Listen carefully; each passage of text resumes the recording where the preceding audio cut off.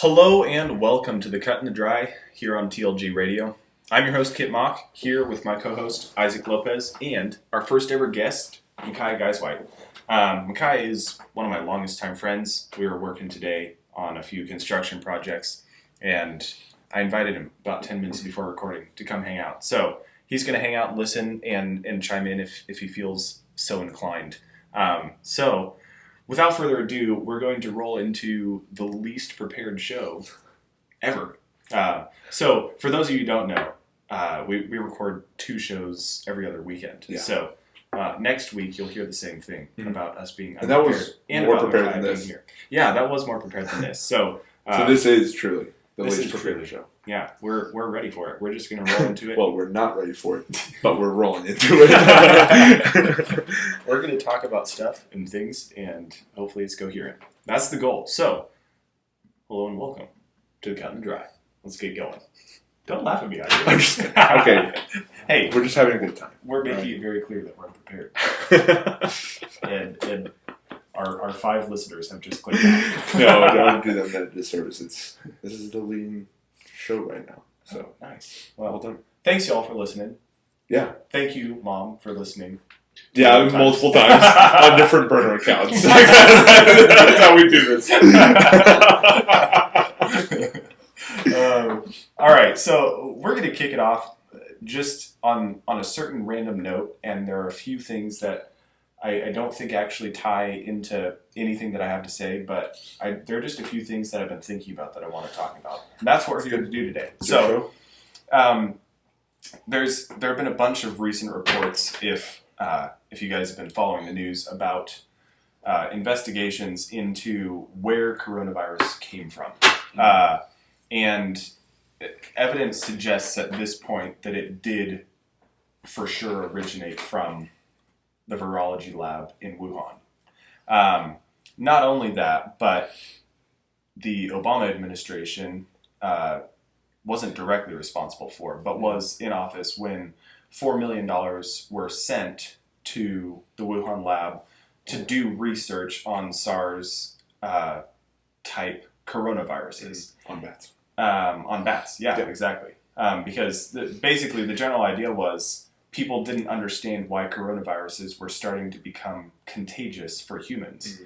And so what the Wuhan lab was doing was researching how it was that humans were starting to be able to contract coronaviruses, because that hadn't been the case for a very long time. And so I believe the research started because there were 6 guys cleaning out bat poop out of an old mining shaft.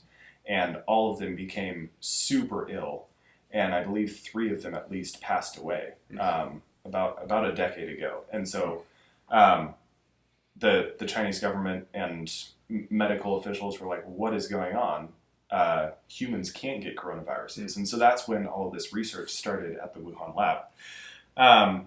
So there were a couple big red flags about what was going on at the Wuhan lab. One of which was that they were doing experiments that basically improve the deadliness and contagiousness of a virus. Which there are a number of reasons to. I don't want to be super conspiracy theorist. There are reasons to do these experiments because you can test, how the human body, not necessarily the human body, usually rats, react to a more aggressive type of virus, because they do mutate naturally. So there's a reason to do. How do you respond? Yeah, how do you respond to that? So they were doing those experiments, but with the dangerousness of how contagious these different viruses were, that was a pretty big red flag. The reason that was a red flag was because the United States medical officials who were involved saw 7 different things that they said, these 7 different things are all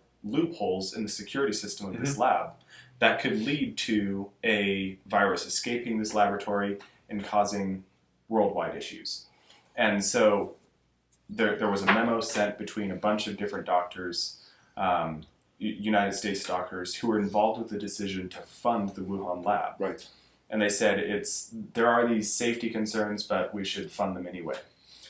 Interestingly enough, those are the same doctors, not every single one of them, but all of those doctors were signed on to the note that was published saying there's no way that this virus escaped from the Wuhan lab 6-8 months ago, whenever that came out.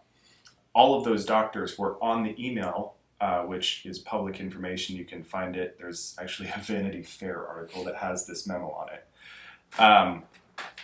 All of these doctors, were involved with the knowledge of serious safety concerns that could lead to a virus escaping this lab, and yet they said, we'll send them $4 million anyway, and then a virus did escape. At least that's what the evidence suggests. Allegedly, a virus escaped, and they all say, no, there's no way that could have ever happened. Because they're on the hook for the United States funding a virus that infected 171 million people, if the numbers are correct, and killed, again, if the numbers are correct, 3.75 million people. All because some doctors high up in the medical field in the United States said, yeah, we're going to send $4 million to a lab in China that doesn't have security systems that are sufficient. So the reason I'm bringing all of this up is because I think that it potentially could have huge implications for what the United States' position in the national community is. I've heard some people make the case that this is the type of thing that starts a world war.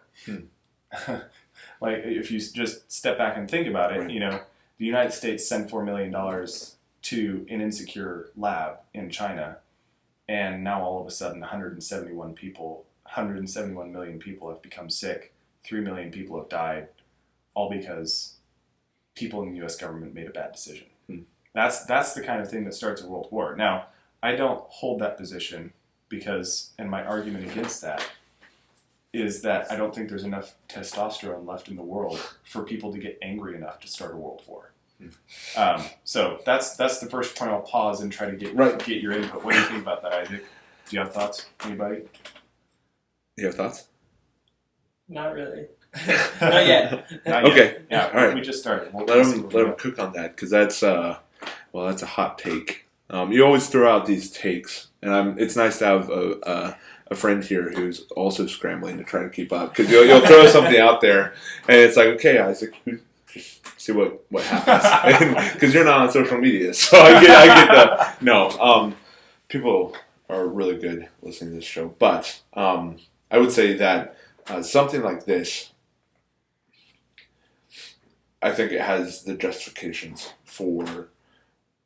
There have to be ramifications. I don't know if a world war is actually the way to go about it. I jumped into Isaac's conclusion is, I'm not sure if I were making the decision, I'm not sure if I'd start a world war, but I feel like it's reasonable.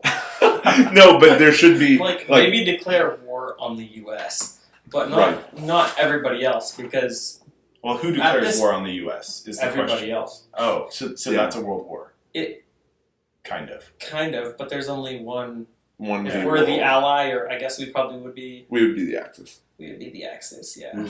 Because that's where our country's at right now. But what I'm saying is that the ramifications should be internally handled by the U.S. We should actually, if we're going to take responsibility, those people should not have a job. They should not be back in D.C. drain the swamp. They should. That's what Trump should have done, right? Man. Yeah. Well, I mean, that's what Trump was doing. I do miss my boy Trump. He ran into a really set-in chainsaw. It was there. The fan was there, set, but it's really this is a good segue, actually. Go for it. Please take it from my hands. Because you're saying what needs to happen is people need to suffer the consequences for what they've done. Right? And I think you're totally right. But here's the problem. That doesn't happen in America anymore. Right. And this is just another example. Lives matter. True. Yeah. I mean, you can burn 15 cities across the country and nothing happens. But the other example that comes to mind in the higher political arena is Hillary Clinton tweeted out condolences for Jeffrey Epstein before he passed away, and immediately deleted it, I think within 20 or 30 seconds. But that thing did happen. Right. and there have been no consequences for it. Hmm. You know, all that happened was for 6 months, people shared memes saying Jeffrey Epstein didn't kill himself. Right. But nobody's in jail. Right. Nobody suffered any consequences whatsoever, and nobody talks about it anymore. And the reason for that, I think, is that Americans, the few Americans who actually are intelligent enough, not to sound arrogant, but intelligent isn't the right word. No, courageous. Courageous Right? enough to like say what's going on and talk about it.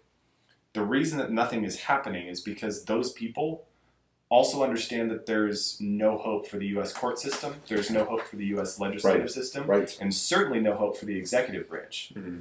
I mean, nothing that goes to court or is brought before anybody is going to have any impact. Right. And so, and if you try, then Hillary Clinton will tweet about your suicide 2 hours before it happens. Before it happens. Your suicide. Yeah. Yeah. Well, that's a very Maybe cheerful note to start the show off on. Isn't it? Well done. Yeah. Man, I'm glad we have whiskey. It is great whiskey. Have we talked about on this show? No, we have not. So we should introduce it. we are drinking a Calumet. It's a bourbon, and I thoroughly enjoy it. So Very good. if you're looking for a good bourbon, have some Calumet or some Woodford Reserve is another good option. That's right. No, it is middle top shelf. Right. Middle. I took it off the top shelf at There the it is. liquor store. Right. But pricing wise, I would probably say it's mid shelf. There you go. There we go. So that's my conclusion. But it's good. But But it is it what is good. matters. Yeah, It's a yeah. great And this is bourbon. not, like there are whiskeys out there that I've had that are, you can tell it's like a $15 whiskey, Yeah. right? So you can't, like, people are like, oh, you buy something and then you just believe that's good because, no, it's like the flavor is actually very great. No, it's fantastic. Yeah. And I didn't spend the money, so I think it's great.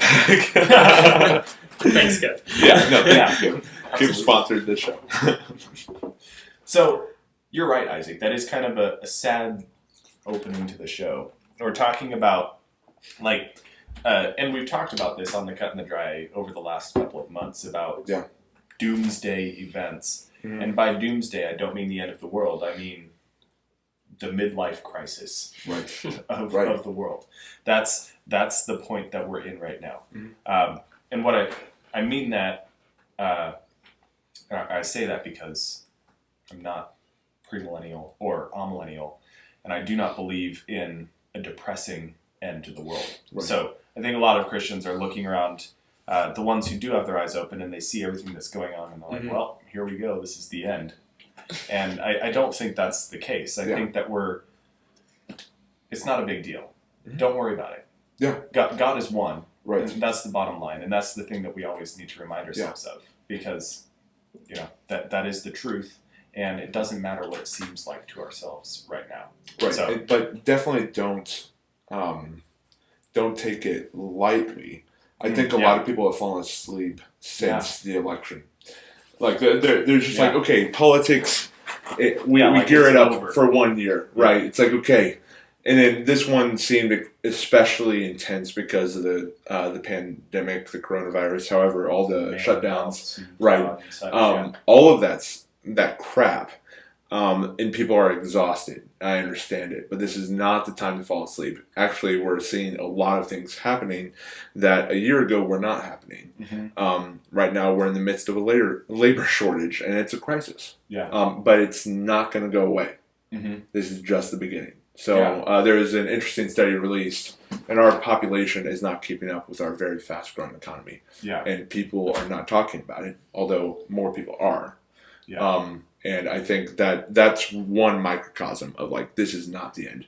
It's absolutely true. I mean, I kind of want to talk about population and Sorry, what's happening I saw in your the United notes, States. but I was like, ooh, Oh, did I? can Did talk I put about some that. Yeah, notes you on did. that? You did. Oh.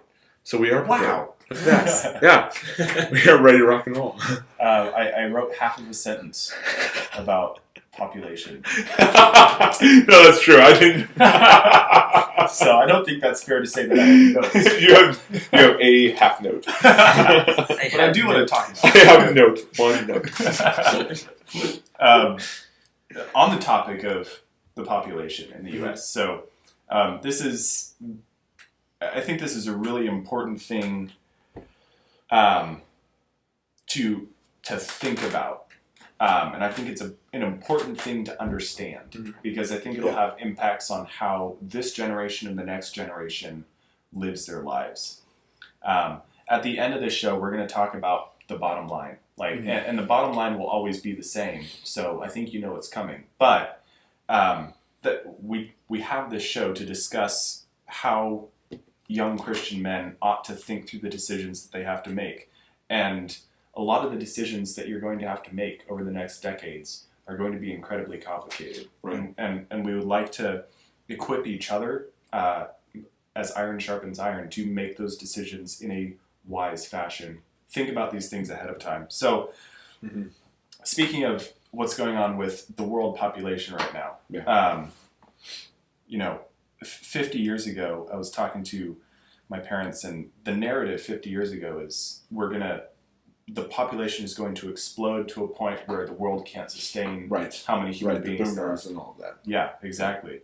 Because right at that point, right after the Vietnam War, the baby boomers were making lots of babies. Just cranking it out. And so if you took a snapshot of like the 2 years right after the Vietnam War, there would have been a lot of people. Right. And that wouldn't have actually been a big deal. Like, the world can sustain a lot more people than that exist right now. And I'm sick and tired of overpopulation arguments because it's just baloney. But especially now that after 1971 or 72, the native United States population has not surpassed the replacement rate. Yeah. No, I think there was 1 year, 88, I believe, that we got up to replacement rate. Really? But that was okay. What is replacement rate? 2.1. Okay. Yeah, so just enough to, if you have 2 kids. Okay. And a little bit more. 2 kids and a tenth of a kid. Yeah, like the person down the street, if they have a third on your block, you're covered. But people aren't having kids. Yeah, people are not having kids. No. And some people are saying, well, the U.S. population was almost 100 million less 50 years ago than it is now. It's like, well, yeah, because all the Mexicans are moving here, and the Mexicans make plenty of babies. But they're not, actually. They're below replacement rate as well. Are they actually? Yeah. Are they really? All the top 3... I don't think that's true for first-generation Mexicans. So we do get into, really minute details here. Right. First-generation Mexicans have, I believe, over 5 kids on average. Okay, well... Second-generation Mexicans are on the same level as the native U.S. population. Okay, well, the top 3 countries who send immigrants into America, they're all below replacement rate right now in their countries. But now, the immigrants might have... huge amounts of immigrants, which is why the population's going up. Right, so, but over time, those countries are losing children just like we're losing children. Interesting. So, that is what I know right now. Okay, interesting. I'd like to... I guess I didn't look at data from Mexico, so that's on me. I should have looked at data from Mexico. But what I do know is the areas that are well above the replacement rate are Central Africa and the Middle East. Right. And also India. Yeah. So those 3 regions of the world are well above replacement rate. I mean, some nations in Africa are at over 7. So it's nuts. What that means is when the white population of what has built Western civilization over the last 1,000 years, it's only going to take 150 years for all those people to be gone. Yeah. And the only people left in Europe will be Muslims. The only people left in Asia will be Indians. And then there will be the continent of Africa will be actually quite... I mean, it's a big place, but there will be a lot more people there than there are now. Right. And so there are huge implications for that.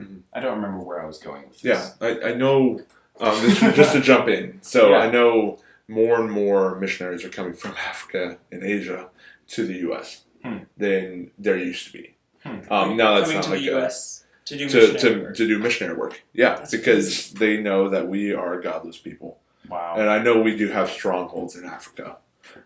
So I wouldn't be surprised if Africa became, the Christendom. Wow.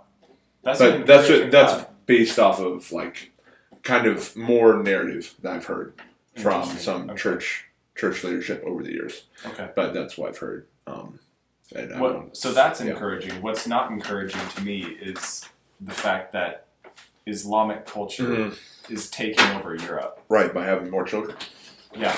And I mean we not need that to have more children. It's true. That is one of the solutions. Yeah.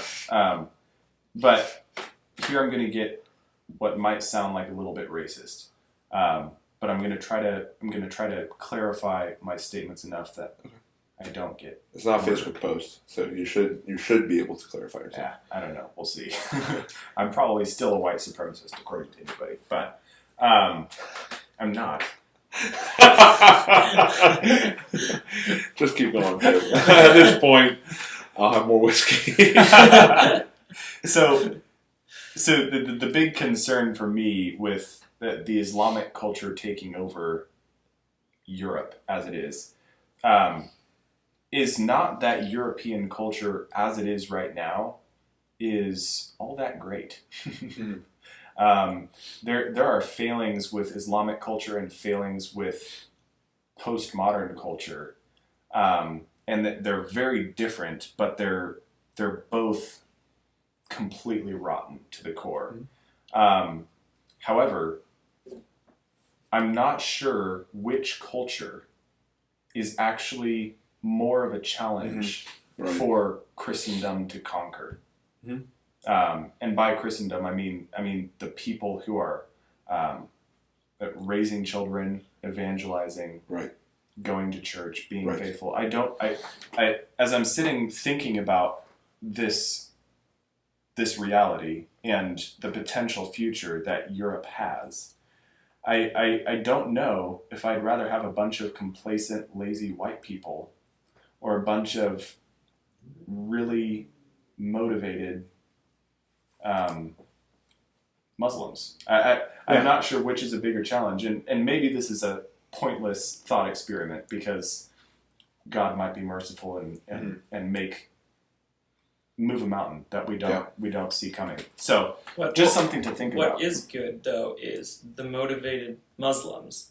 Once they're converted, they're probably still going to be motivated. Right. And it's not like they have to learn how to be motivated. Right. They already have that from a lazy white person. It's just like now they have to relearn everything about life. Right. It's like, we need to be motivated, and now we have a religion that everything's different. Like spot on. Everything different is going to be different for the Muslims also, but they already have motivation in life, and they know that having kids is good, and that is how you take over. That is true. That is a huge. I think that last thing you said is super important because Islamic culture. I mean, many of them are vocal about the fact that, what's the point of jihad when we're having 5 kids and they're having 1.5? We're going to win in 200 years anyway. Yeah. We don't need to blow everybody up because we'll have won. They understand this, and Christians don't understand this. Right. Christians over the last, I heard this from somebody, I can't remember who said this. Might have actually been Pastor Wilson and Ben Merkel were talking about, I think they were talking about public schools. And they said if Christians over the last 100 years had simply made babies and raised them to be faithful instead of sending them to public school and sending them out into a place where they're not prepared to function, sending them out in the world when they're barely adolescent, we would be in a far different place. We would. Because I don't think Christians understand the Great Commission. What Christians, so one of the minor prophets talks about Issachar, the men of Issachar, men who understand the times. Right. And it talks about these men as people who need to stand up, say what's true, but because they understand the times that they're living in. And I don't think Christians are not like the men of Issachar. Yeah, broadly speaking, for sure. Broadly speaking, yeah absolutely. And they don't understand that hey, maybe it's time that we. I mean, I'm not trying to denigrate mission work. I think mission work is a huge part of the Christian calling, but especially for some, it is their calling. Right. But I would say that mission work, and I mean by that, traveling and relocating your family and evangelizing a tribe that doesn't understand your language, right? That's what I talk about. What I mean when I talk about mission work. That's maybe 2 to 5% of the Christian population has that calling. Throwing out a random number, Right. Yeah. But 100% of Christians, aside from the very few who are called to a life of celibacy, have the calling to raise godly children. Mm-hmm. Every single one of us. Right. So do that. Right. I'm sick and tired of Christians letting their children go, mm-hmm. not believing the generational promises that we've been given. God tells us that He will be faithful mm-hmm. to those who love Him and obey His commandments to 1,000 generations. And because American Christians, particularly Christians in Western culture, have thrown that promise down the drain and said, yeah, but it's just they've treated the promises of God as if God is flipping a coin for mm-hmm. their children. That's not what God says. Yeah. And the Bible makes it pretty clear that you are. This is another paradox. We talk about a few paradoxes on this show, so I'm going to try to say this without being sacrilegious, and I hope I make sense when I try to explain this concept. Jump in. You're good. But the Bible does make it clear, and I think one of the greatest examples is the Israelites about to enter Canaan. Mm. Right?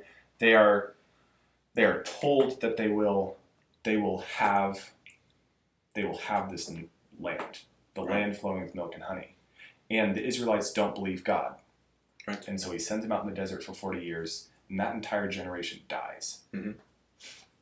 And then the next generation believes God, and they get what they were promised. Right. So what does that tell us? That tells us that if you don't believe what God promises you, you don't get the promise. Mm-hmm.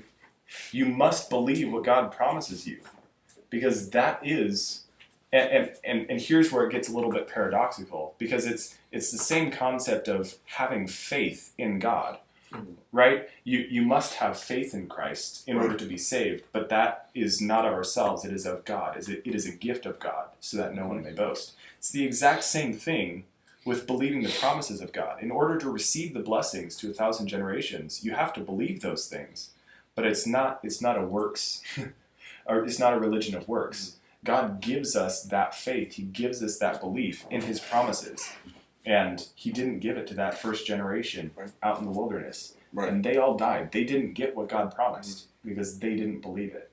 And I think that's exactly what's happening with modern Western Americans. They don't believe the promises God has given to us. And it's so... it fits the story of the Israelites in the wilderness so well, because what's happening? Christians are dying out in America. True Christians are dying out because there are so few that believe the promises of God, love God, and keep His commandments. Right, and to add to that, that maybe they don't understand the promises of God completely well. Mm-hmm.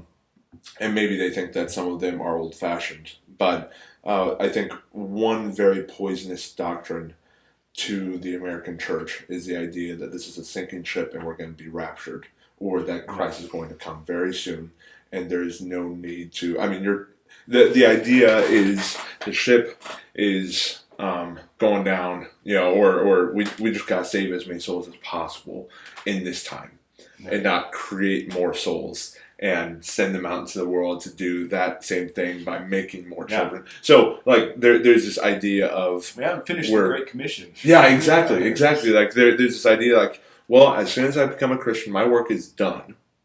And this world's already going to hell in a handbasket.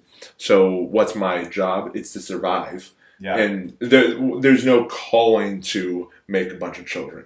If you believe this dispensationalist view, Yeah. premillennial You just have to dispensationalist wait view. for 2012 to come around. Exactly. Again, let's circle back. 2000.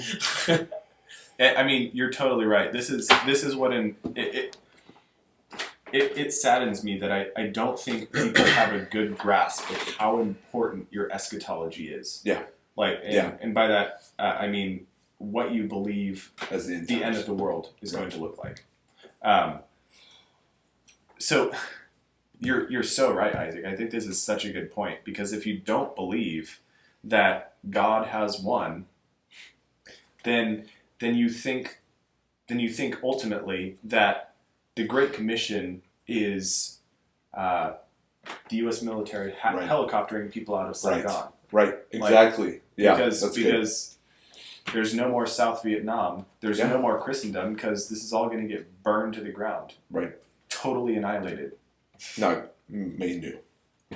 Right. Well, everything that exists, according to a premillennial or an amillennial, someone who believes that the Great Commission will not be fulfilled, they believe that everything that exists is going to be destroyed. Right. Right? And they take the passages that say the old heavens and the old earth will be destroyed with fire. Everything shall pass away, to be a literal interpretation of the physical matter of the universe. And so they think that not only are those who don't accept Christ are going to spend eternity apart from God, but everything that God created, he's not capable of saving. Oh, I haven't. That's really insightful, actually. Like, God made this, and it's a very deist way of thinking. He's done, right? He's going to just watch as we struggle along on this pathway we call life. That's actually hellacious, but it's actually just the opposite, and he's very involved. Yeah. That's a really good point. He's here. Yeah. Jesus tells us, I am with you always to the end of the age. Right. Christ will not settle for giving up after a couple thousand years and burning everything to the ground. He came here to redeem the world. And Paul tells us incredibly clearly in Romans that all of creation, he doesn't just mean human beings. He says all of creation has been groaning under the weight of sin. Right. Adam and Eve, us, we put creation in this position. We put it in a fallen state. Right. It's our fault. But God has redeemed the world. And the hopeless eschatology that he's not going to make good on what he's done. Right. I'm sick of it. I'm tired of it. I can tell. It needs to stop. Because why would you bother? Why would you bother raising kids?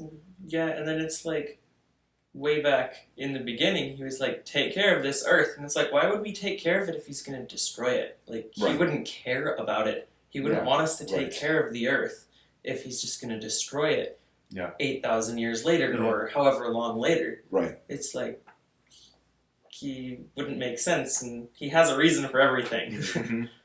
Yeah. And I'll play devil's advocate here, because I think there might be an argument to be made from the other side. Because let's just say, well, it's not our place to tell God what he can and can't do. Like, maybe it is reasonable for him to destroy creation and make it anew. Like, who are we to say that's not before? Right. With the flood. Right. But then he promised to never do it again. Right. So we're banking on that. I started trying to play devil's advocate, but I can't do it for very long. He said not by water, right? Right. Earth, wind. See, that just seems like such a shallow interpretation of Scripture. Like, God says, I will not destroy this again. And you're like, but it was because man sinned again. Right? So man was ridiculously liberal in his sin. He was doing what was good in his own eyes. And it was because of that the flood happened. Right. It's not something that the crops aren't doing well. Earth is, like the earth and soil aren't actually yield. It's because man screwed the pooch again. Yeah. Right? Yeah. It's our fault again. Yeah. Exactly. But God redeems creation through man. Right. By becoming man. Exactly. I mean, it's so beautifully simple. I think that it's hard to wrap your head around how life-changing a hopeful eschatology is for how you live your life. Yeah. Because having a hopeful eschatology is the only reason that I'm able to get up in the morning, go to work, provide for my family, be excited about raising children, be excited about the 1,000 generations to come after me, or however many there are. Because I know that God will be faithful to them. I know that God has won, and I know that we are only the cleanup crew on this planet. Right. So as bad as it may seem, it doesn't matter. It's going to be okay. Like, our job is to... the things that are going on right now are just bringing to light one of the greatest failings of the church over the last 100 years. That we have fallen into the trap of having faith in Caesar rather than having faith in Christ. For sending their kids to public school, right? They're having faith that Caesar is going to teach their kids, train up their children in the way that they should go. They're not going to do that. Why would they do that? Why would you send your kids to Caesar to be taught? Goodness. I could go on about that for a while. But what's going on today is bringing to light the fact that Christians simply have not obeyed God and loved God and obeyed His commandments, and their generations have not been blessed. Right? And not only must you love God and obey His commandments, but here's just a tip to help you believe what God says in the Bible about salvation for the world and about redemption for the world. Because once you do that, it gives you hope for the future. It gives you reason to keep fighting.